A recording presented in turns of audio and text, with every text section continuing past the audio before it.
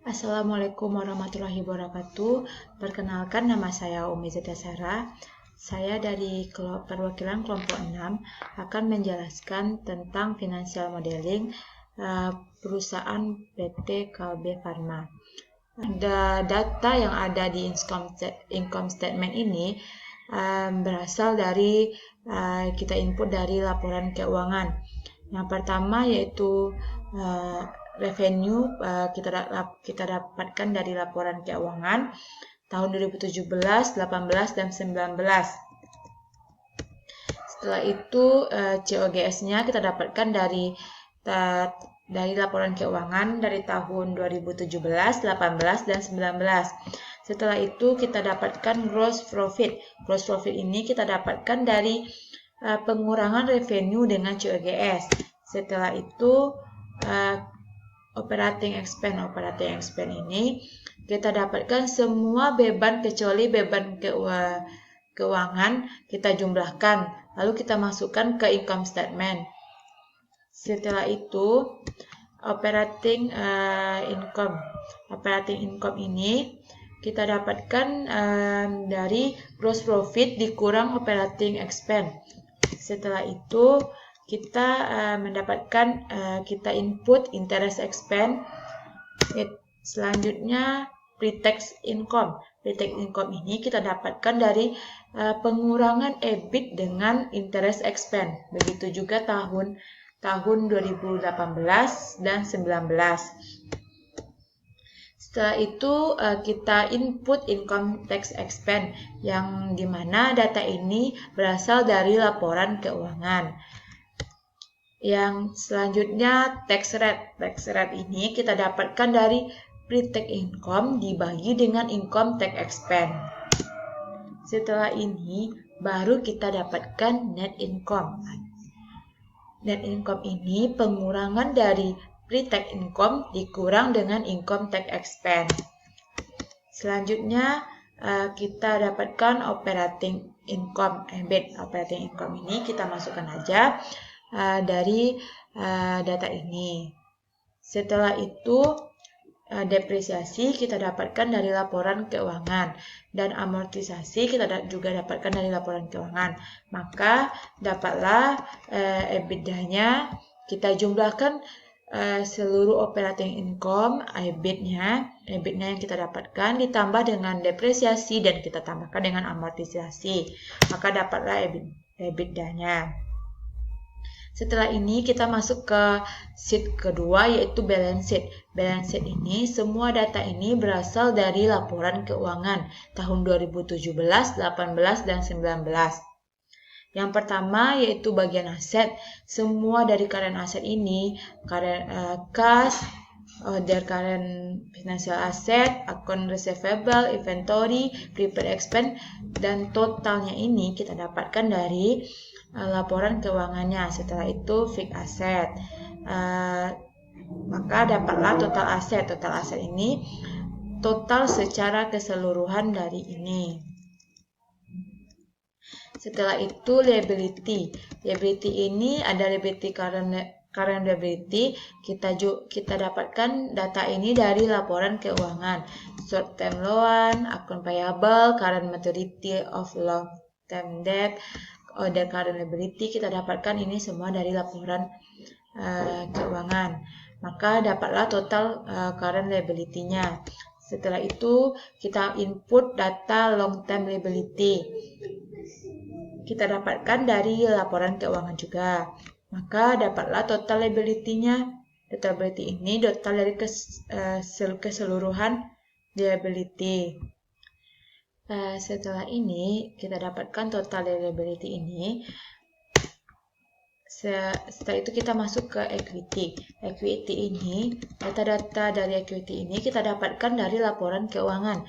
Common stock-nya dari laporan keuangan sampai dengan non-controlling interest, semuanya dari laporan keuangan. Maka kita jumlahkan equity-nya. Dapatlah hasilnya. Setelah itu kita jumlahkan liability ditambah dengan equity. Maka dapatlah hasilnya. total aset dengan total liability dan equity ini harus balance. Maka kalau udah balance, maka dapat kita cek itu tidak adanya selisih dan nol. Setelah itu kita masuk kepada latihannya, latihan Integrated Financial Statement Kalbe Pharma ini. Income statement dan balance sheet. Data dari tahun 2017, 18, dan 19 bisa kita copy dari data income statement dan balance sheet. Pada bagian penjualan ini, kelompok 6 sengaja mengambil growth persennya itu 6%, karena PT Kalbe Pharma mereka berekspektasi yaitu untuk tahun-tahun ke depannya untung 6% sampai 9%. Cuma pertimbangan kami mengingat obat yang sekarang, kebutuhan obat yang sekarang dengan obat kebutuhan yang akan datang tidak begitu booming, karena menurut kelompok kami COVID sekarang tidak terlalu booming sehingga kebutuhan obat di awal COVID dengan tahun yang akan datang, tahun sekarang tidak terlalu banyak. Jadi kami mengambil growth persennya itu 6%. Maka penjualan yang akan kami dapatkan yaitu dari penjualan tahun 2019 ditambah dengan di tahun 2019 dikali dengan growth persennya, maka dapatlah penjualan yang untuk tahun selanjutnya pada tahun 2020. Kalau untuk COGS-nya didapat dari asumsi rata dari tahun 2017, 18, dan tahun 2019, maka dapatnya 53,1%. Maka rumus dari COGS-nya yaitu revenue dikali dengan growth of sale-nya dari COGS, maka didapatkan hasilnya. Kalau untuk gross profit ini seperti rumus pada semula, yaitu revenue dikurang dengan COGS. Kalau untuk growth of sales-nya, gross profit ini didapatkan dari revenue dibagi dengan gross profit. Setelah itu operating expense. Operating expense ini didapatkan kami berasumsi bahwa operating expense ini dari tahun percent of sale-nya dari tahun 2017, 18, dan 19 kami asumsi rata. Jadi dapatlah hasilnya 31,1%. Maka dapatlah hasilnya operating expense ini revenue dikali dengan persentase dari of sale-nya. Setelah itu operating income atau EBIT. Operating income atau EBIT ini didapatkan dari gross profit dikurang dengan operating expense. Kalau untuk interest expense ini kita perhitungkan pada supporting schedule nanti yang ada di bawah. Setelah itu pre-tax income. Pre-tax income ini didapatkan dari operating income dikurang dengan interest expense.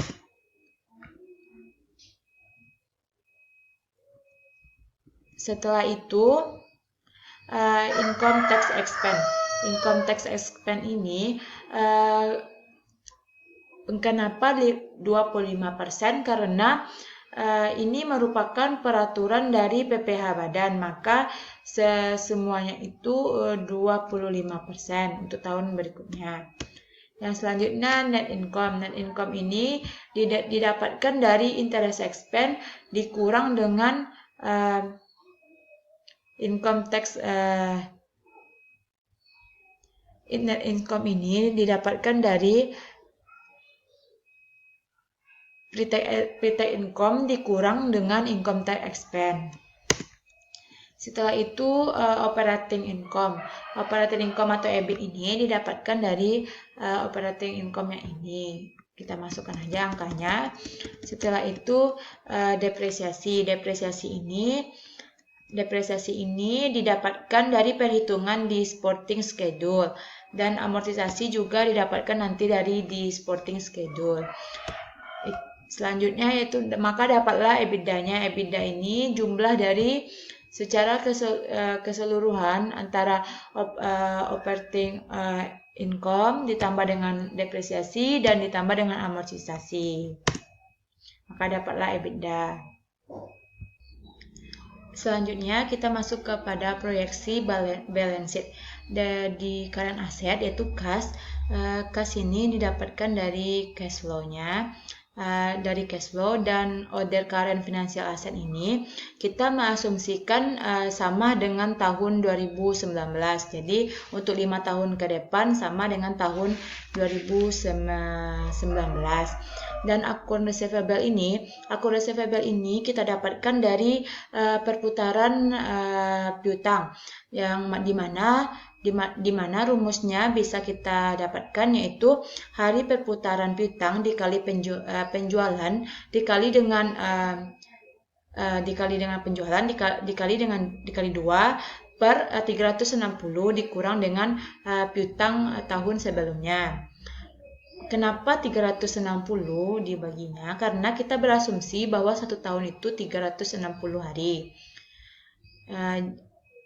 Selanjutnya yaitu inventory. Inventory ini kita lakukan perputaran persediaan, di mana rumusnya yang kita dapatkan beberapa hari perputaran persediaan dikali COGS, terus dikali 2 dibagi dengan 360 dikurang dengan inventory tahun sebelumnya atau tahun 2019. Maka didapatkan inventory. Selanjutnya prepaid expense. Prepaid expense ini kita berasumsi sama untuk tahun 5 tahun ke depan. Selanjutnya other current asset. Other current asset ini kita berasumsi juga sama dengan tahun sebelumnya untuk 5 tahun ke depan. Maka dapatlah kita totalkan dari total current asset ini.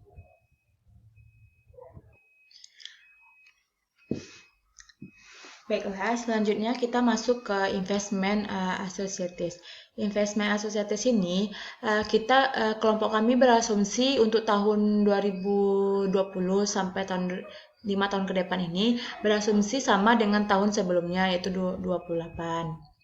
Dan untuk PPN dan accumulation depresiasi ini diperhitungkan nantinya di sporting schedule, dan intangible asset juga nanti diperhitungkan di sporting schedule.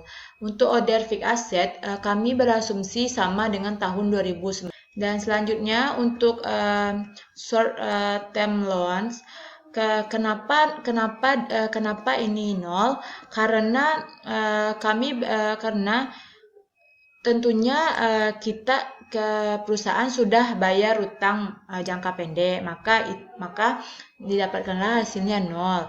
Untuk akun payable ini adalah perputaran utang sama dengan inventory tadi, cuman rumusnya itu hari perputaran utang dikali dengan COGS dikali 2 dikurang dengan dibagi 360 dikurang dengan akun payable tahun sebelumnya atau tahun 2019.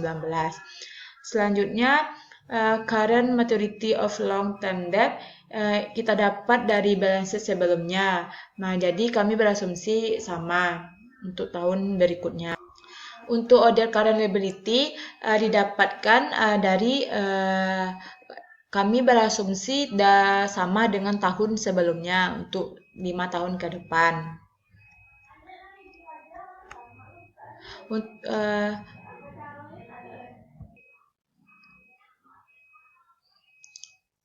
Untuk long term debt net current maturity ini nantinya akan diperhitungkan di sporting schedule. Dan order long liability ini kami berasumsi untuk tahun 2019 untuk tahun berikutnya sama dengan tahun sebelumnya.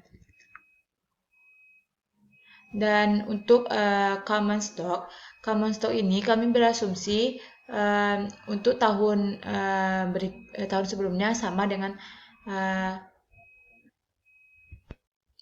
Nah, baiklah untuk common stock tadi, maka common stock ini untuk tahun ke tahun sama.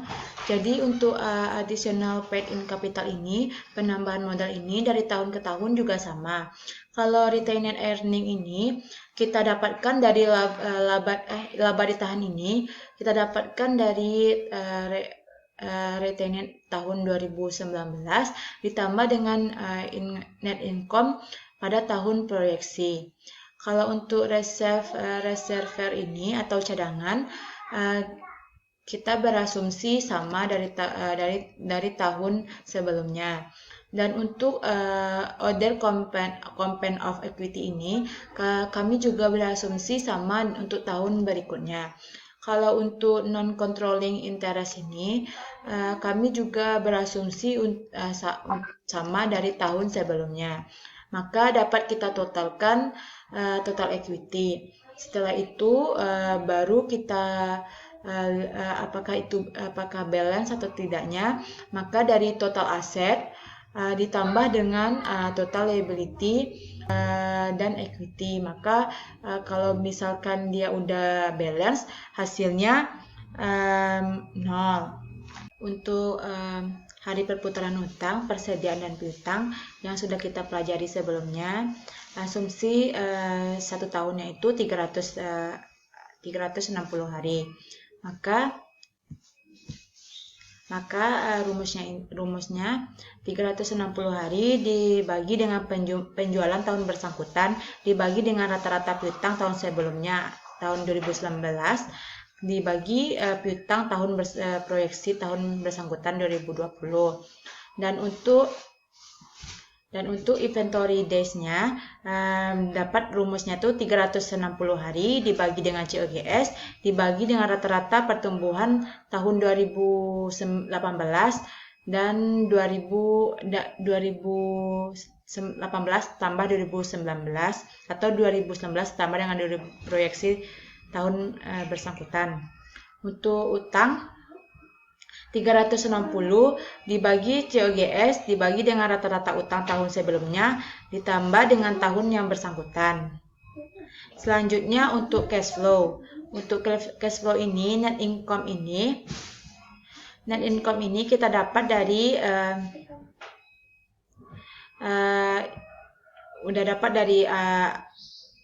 data sebelumnya, kita linkkan aja. Setelah itu net income depresiasi nanti kita perhitungkan di sporting schedule, dan amortisasi juga nanti kita perhitungkan di sporting schedule. Dan untuk change in working capital, kalau di akun receivable ini kita dapatkan dari tahun 2019 dikurang dengan tahun proyeksi yang bersangkutan. Kalau inventory ini dia didapatkan dari tahun 2019 dikurang dengan tahun 2020 atau proyeksi yang bersangkutan. Kalau untuk akun payable di sini, akun payable dari tahun proyeksi yang bersangkutan dikurang dengan tahun 2019. Maka dapat kita totalkan net cash profit by importing activities-nya.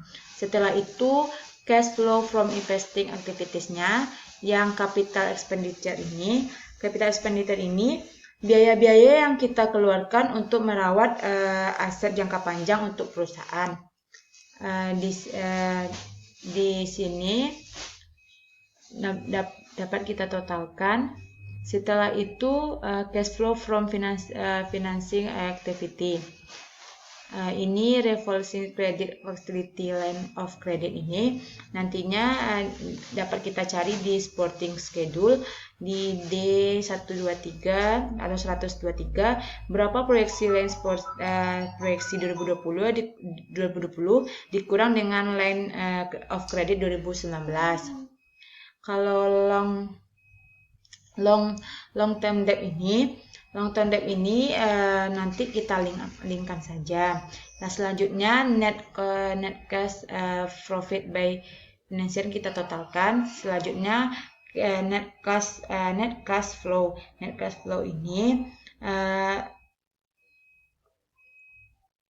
ini kita totalkan saja dari semua cash flow from operating, cash flow from investing, dan cash flow from financing. Selanjutnya beginning cash balance ini, yang dimaksud beginning ini kas akhir tahun 2019 akan menjadi kas awal di tahun proyeksi 2020. Kalau ending cash balance ini kita dapatkan dari jumlah dari net cash flow ditambah dengan beginning cash balance sheet. Transporting schedule. Yang pertama yaitu cash balance back of years and of last year. Jadi ini kita linkkan saja di beginning cash-nya. Yang ada di sini kita linkkan aja. Terus yang fee cash flow from operation and investing ini kita dapatkan dari net cash operating ditambah dengan investing activities yang di E97 ditambah dengan E101. Selanjutnya fee cash flow from financing before line of credit ini kita dapatkan dari kita linkkan saja dari long term debt. Selanjutnya yaitu less minimum cash balance. Kenapa 4.500 atau 4,5 triliun? Kenapa kami mengambil 4,5? Karena menurut perusahaan CAPEX-nya itu 1 triliun yang ada di E123. Menurut kami 5% rata-rata penjualan tahun lalu tahun proyeksi.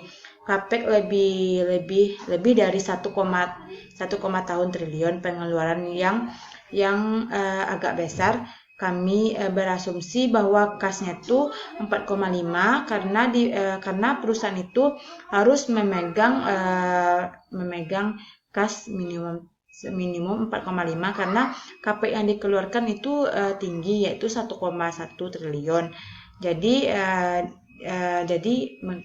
seperti itulah mengapa kami mengambil berasumsi kalau cash minimalnya itu harus 4,5.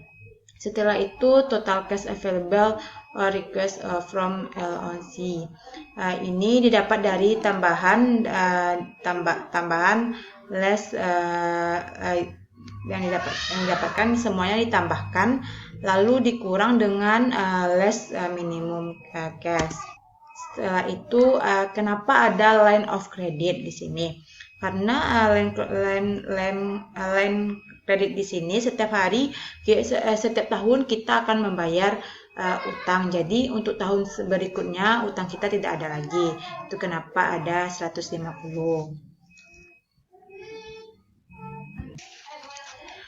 Baiklah, selanjutnya yaitu long term debt net of current maturity. Ini kita dapatkan dari yang udah kita input di laporan keuangan dan lalu dari long current proyeksi dari tahun dikurang dengan current long term di tahun sebelumnya. Setelah itu yang ini kita linkkan yang di asumsi tadi yang di E57 dan selanjutnya interest rate on long term debt ini 8%, kami berasumsi 8%, dan interest rate on line of credit ini kami berasumsi 5%. Kalau untuk interest expense on long term debt ini didapatkan dari yang E133 dikali dengan D127. Bisa kita lihat. Jadi yang line of creditnya itu berapa?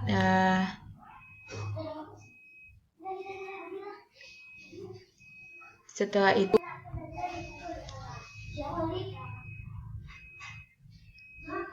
dikali dengan persentase dari interest rate line of creditnya, maka dapat hasilnya. Setelah itu yang interest expense on line of credit ini yang dari line of credit dikali dengan interest rate of line of credit. Kalau untuk interest expense on long term debt ini kita dapatkan dari long term debt dikali dengan persentase yang kita asumsi tadi. Selanjutnya angka ini kita masukkan ke balance sheet yang tadi yang kita perhitungkan untuk supporting schedule tadi. Maka ini kita totalkan, dapatlah hasilnya ini. Baiklah, untuk beginning PPE net accumulation depreciation ini kita dapatkan ini dari kita lingkar saja dari yang D48 yang bagian PPE net accumulation depreciation. Selanjutnya capital expenditure ini rata-rata dari kenapa kami berasumsi 5%, yaitu kami mengambil 5% dari rata nilai penjualan tahun ini dan tahun lalu supaya kas tidak minus dan hutang tidak bertambah. Itu alasan kami mengambil 5%. Setelah itu less depreciation. Yang ini didapatkan dari asumsi rata dari 2021 dan 2022. Maka depreciation itu didapatkan dari PPE accumulation di rata-rata depresiasi rata-rata ini dikali dengan PPE accumulation depreciation ditambah dengan capital expenditure, maka didapatkanlah depresiasinya. Setelah itu ditotalkan PPE net accumulation depresiasinya ditambah dengan capital expenditure ditambah dengan depresiasi. Setelah itu maka dapatlah gross profitnya itu gross asetnya net aset akhir dari B48 yang di atas, dan lalu depresiasinya itu dari yang di atas yang di balance sheet. Setelah itu untuk intangible asset. Untuk amortisasi ini kita dapatkan dari intangible asset. Intangible asset ini kita masukkan, kita linkkan aja dari data yang di atas yang sudah kita bahas tadi. Selanjutnya yaitu untuk amortisasi. Untuk amortisasi ini, untuk presentasi dari amortisasi ini kita dapatkan dari asumsi rata dari 2021 dan 2022, maka dapatlah amortisasi ini dikali intangible dikali dengan persentasenya. Untuk penjumlahannya dari intangible asset dikurang dengan amortisasi, maka dapat akhir PPE net accumulation depreciasi. Maka didapatlah hasil gross asetnya dari total net asset akhir tahun dan amortisasi dan dapatlah hasil net aset akhirnya di B49 dan amortisasinya di B32. Baiklah, hanya itu yang bisa saya sampaikan. Kalau ada salah dan janggal, mohon dimaafkan. Saya tutup dengan wabillahi taufiq wal hidayah. Wassalamualaikum warahmatullahi wabarakatuh.